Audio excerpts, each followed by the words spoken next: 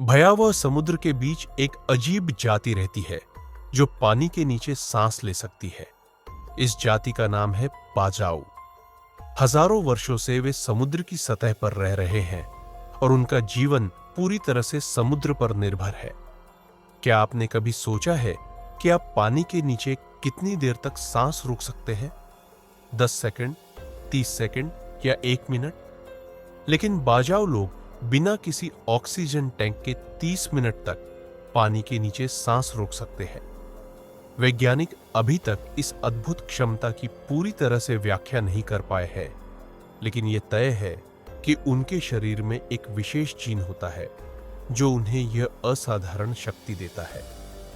बाजाऊ लोग समुद्र की सतह और नावों पर जीवन बिताते हैं। उनका जीवन पूरी तरह से समुद्र से जुड़ा हुआ है, जहां उनके पास समुद्र के अलावा और कुछ नहीं होता।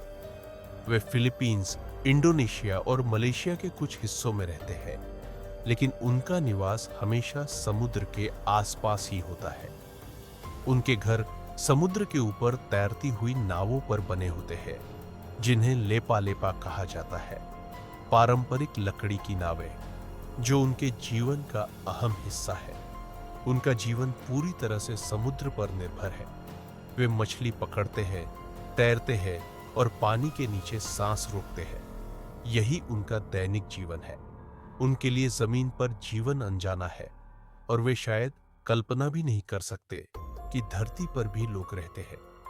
उनका जीवन समुद्र के साथ इस तरह घुल मिल गया है कि वे समुद्र में ही अपनी पहचान पाते हैं। बाजाऊ लोग मछली पकड़ने में असाधारण दक्ष है।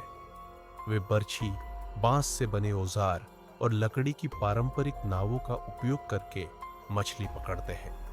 उनका तरीका इतना कुशल है कि वे लगभग 70 मीटर गहराई में बिना सांस लिए डुबकी लगाकर मछली पकड़ते हैं। ये सिर्फ उनकी शारीरिक ताकत नहीं, बल्कि उनका साहस, मानसिक दृढ़ता और समुद्र के साथ गहरा रिश्ता है, जिसने उन्हें यह अद्भुत क्षमता दी है।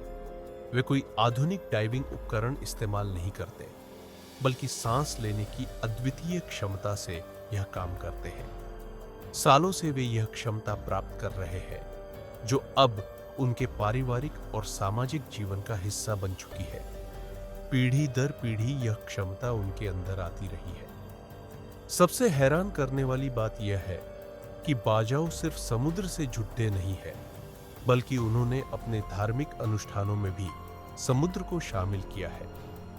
वे सुन्नी मुस्लिम हैं, लेकिन उनके धार्मिक आयोजनों में वे समुद्री देवताओं को सम्मान देने के लिए खास नृत्य और परंपराएं निभाते हैं।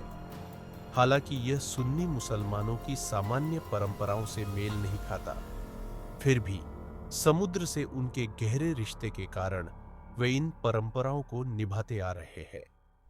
समुद्र उनके संस्कृति का हिस्सा है, जिसे वे हजारों वर्षों से मानते आ रहे हैं और आज भी निभा रहे हैं।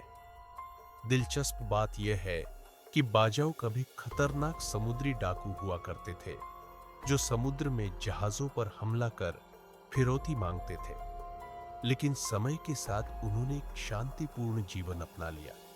उनका यह बदलाव प्रशंसनीय है। अब वे कुशल नाविक और खानाबदोश मछुआरे माने जाते हैं। समुद्री डाकू से समुद्री घुमंतू बनने का उनका यह सफर वास्तव में अद्भुत है। उनकी बस्तियां पहले भी तैरती हुई होती थीं और आज भी वही परंपरा जारी है।